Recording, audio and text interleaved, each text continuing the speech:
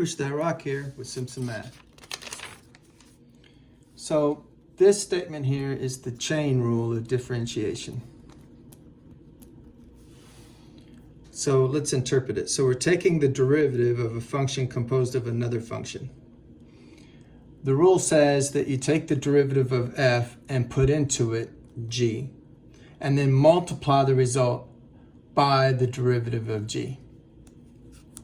And let's do an example so it'll make more sense. To be able to do the chain rule, you need to identify your f. Well, what got something put into it?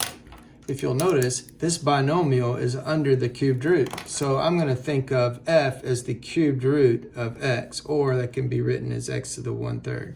Then I'm going to think of the function that got put into it as g, so that this would be f composed of g. So g must be e to the x plus x.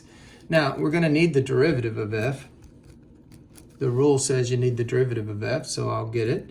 We use 1/3 using the power rule. X to the subtract 1 from 1/3, you get a negative 2/3.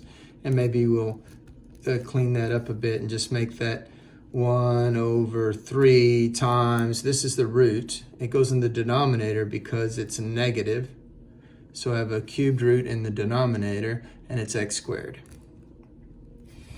But I need this. See, I need the derivative evaluated at g. So this is not good enough. I need f prime evaluated at the g function. That means I need to take the original g, which is this binomial, and put it in here. So I have this, and the input's supposed to be squared, but the input's supposed to be this binomial. There we go. Now that's f prime evaluated with g, but we also need g prime, so we'll get g prime, and we'll just take the, give birth to the mother, shocking, just get e to the x. Oh, and this is a line, you just get the slope.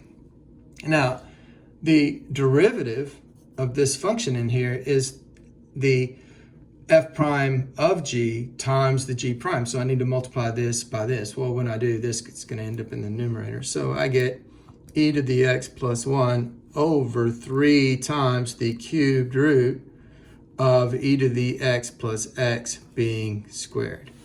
And that's how you use the chain rule of differentiation. Math made simple, Simpson Math.